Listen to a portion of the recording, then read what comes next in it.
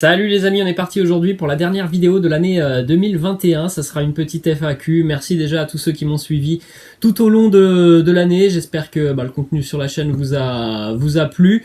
Merci à tous ceux évidemment qui se sont abonnés au cours de l'année, parce qu'on a quand même dépassé la barre symbolique des 100 000 abonnés sur la chaîne cette année, donc c'est quelque chose d'assez fou pour moi.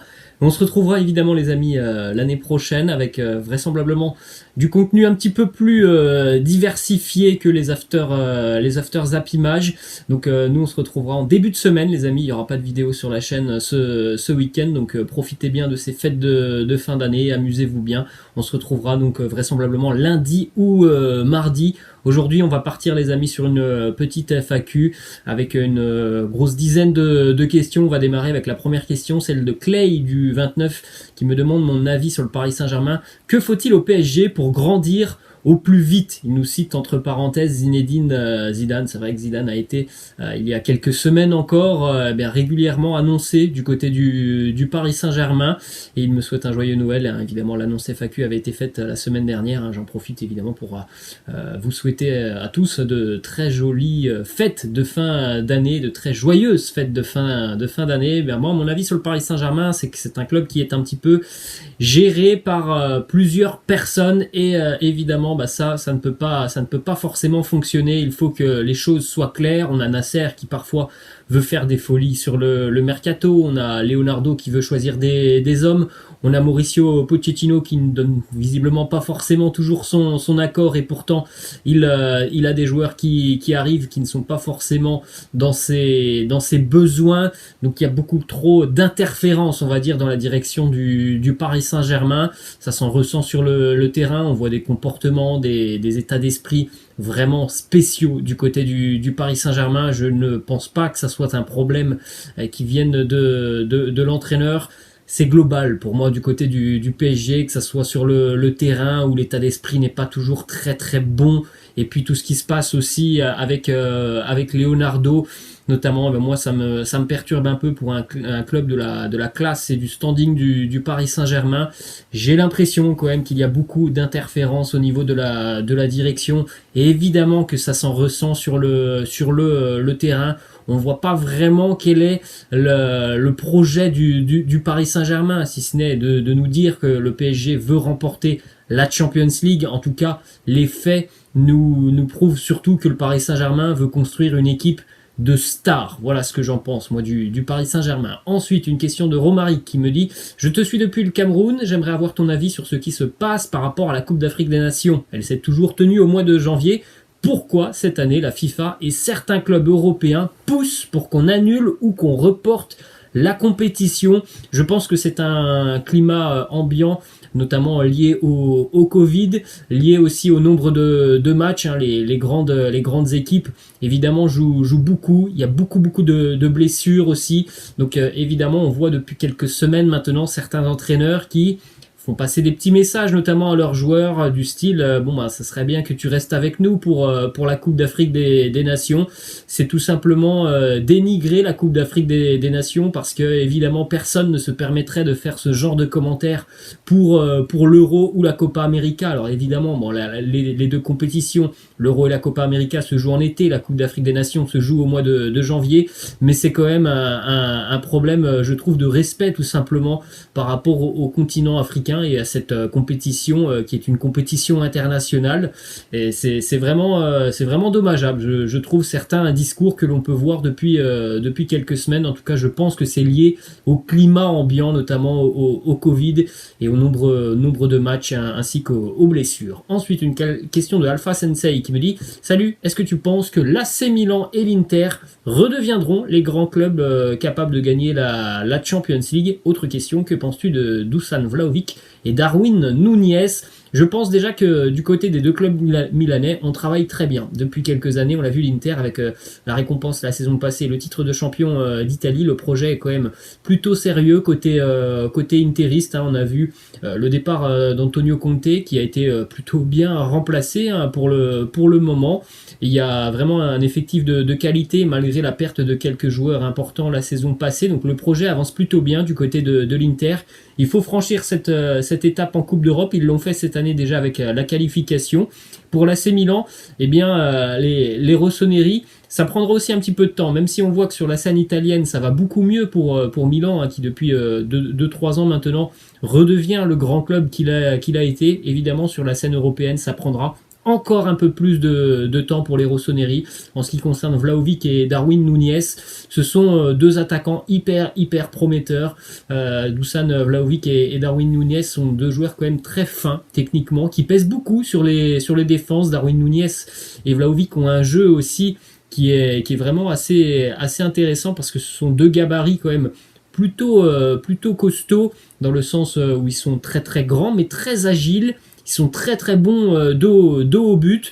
C'est vraiment deux profils très intéressants. Je ne serais pas surpris évidemment que les deux quittent leur club d'ici au mercato estival. Ensuite, une question de Théo qui me demande: penses-tu que le Portugal pourra aller au Mondial 2022, sachant qu'il y a un barrage potentiel face à l'Italie? Et une autre question, il me demande: que penses-tu d'une confrontation entre le Barça 2010 et le Real 2017? Qui gagnerait? Je pencherais plutôt pour le Real Madrid de 2017. Après, l'avantage pour le Portugal, c'est quand même de recevoir, hein, sur ces barrages du mondial, même si vraisemblablement ça sera un match très serré entre le Portugal et l'Italie, qui sont quand même deux défenses très solides. J'ai du mal à désigner un favori, mais l'avantage de recevoir quand même peut être vraisemblablement très important pour la Seleção portugaise. On poursuit avec une question de Chouaibou Sidibé qui me demande mon avis par rapport au Real Madrid et au prochain mercato, notamment dans le secteur défensif. Le Real a notamment Eder Militao, David Alaba, et on sait déjà depuis quelques semaines que visiblement Antonio Rüdiger devrait s'engager librement avec les merengues l'année prochaine. Donc quelles seraient les options pour Carlo Ancelotti défensivement s'il y a ces trois joueurs? Est-ce qu'il y en a un qui serait sur le banc de touche? Est-ce que David Alaba devrait coulisser en tant que latéral?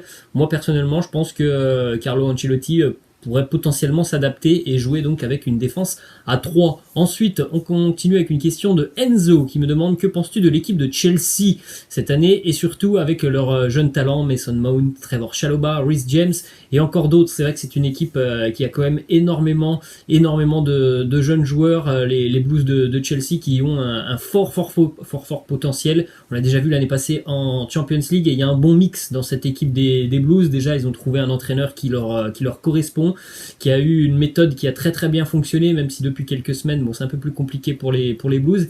Il y a un très bon mix entre des joueurs assez expérimentés et ces jeunes joueurs qui ont souvent par le passé été prêtés à gauche, à droite, et qui sont revenus donc en étant des joueurs affirmés du côté de Chelsea.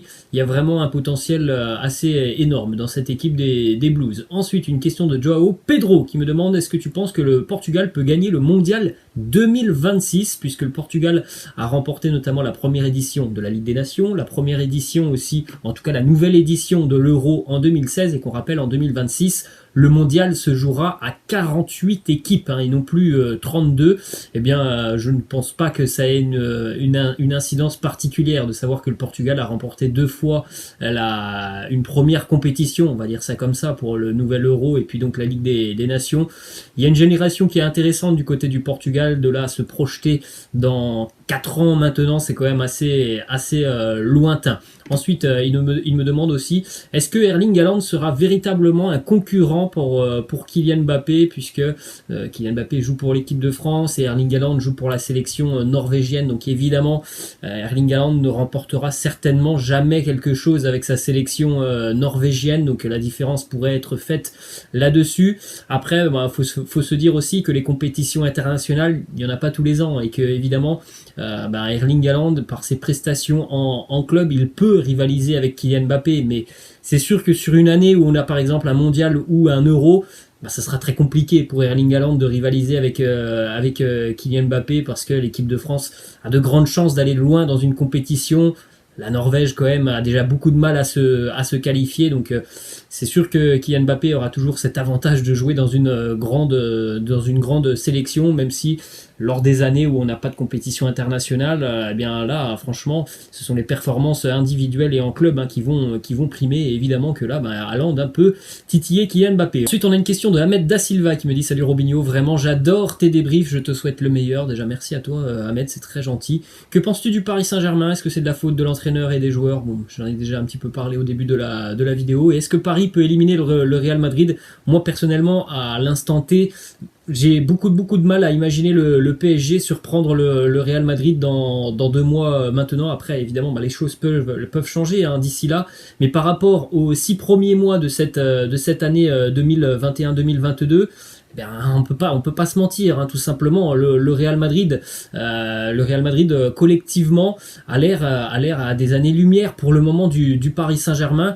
Après, voilà, le Paris Saint-Germain a aussi beaucoup de talent individuel, mais c'est sûr qu'à l'heure actuelle, moi, je vois le Real Madrid vraiment favori face au Paris Saint-Germain. Les choses peuvent changer d'ici au 8e de finale. Ensuite, question de Moïse qui me demande: penses-tu que Kylian Mbappé sera au Real Madrid en 2022? Moi, je suis persuadé que Mbappé sera du côté de Madrid l'été prochain. Je suis intimement convaincu qu'il ne prolongera pas son contrat avec le Paris Saint-Germain, que tout ce que l'on peut entendre, toutes les négociations tentées par le Paris Saint-Germain sont vaines. Il ne prolongera pas, c'est son rêve. Moi, je l'ai déjà dit à plusieurs reprises, notamment dans des FAQ. Son rêve est de jouer au Real Madrid. Il voulait déjà y aller l'année passée. Je ne suis pas sûr que la saison cette année avec le Paris Saint-Germain lui donne envie de continuer. Malgré le fait qu'il y ait une Ligue des Champions peut-être au bout avec le Paris Saint-Germain, je ne suis même pas sûr que ça ferait changer d'avis à Kylian Mbappé. Son rêve est de jouer au Real Madrid. Ensuite, on va terminer avec une autre question de Ahmed Da Silva qui me demande: mon joueur préféré. Moi, j'adore N'Golo Kanté pour le travail de l'ombre sur le terrain. C'est un joueur dont on ne parle pas toujours beaucoup, mais c'est ce genre de profil que j'aime beaucoup sur le terrain, des joueurs très très travailleurs, pas forcément toujours les plus fins techniquement, mais moi ce que j'adore, c'est aussi les besogneux, on va appeler ça comme ça, sur le terrain. J'adore ce profil de joueur, et donc notamment N'Golo Kanté. Voilà les amis, la fin de cette petite FAQ, j'espère que ça vous a plu. On se retrouvera la semaine prochaine, on fera d'ailleurs une petite annonce FAQ dans le courant de la semaine. J'espère que vous avez aimé tout simplement les vidéos quasi quotidiennes sur la chaîne tout au long de cette année. On va essayer de repartir sur les mêmes bases et le même rythme l'année prochaine. On fait une petite pause ce week-end. On reviendra donc lundi ou mardi, et on va essayer un petit peu aussi de diversifier le contenu. Merci à tous les amis pour tout le soutien, tous les petits messages que j'ai eu tout au long de l'année. Les amis, je vous laisse et je vous dis donc à la semaine prochaine. Ciao!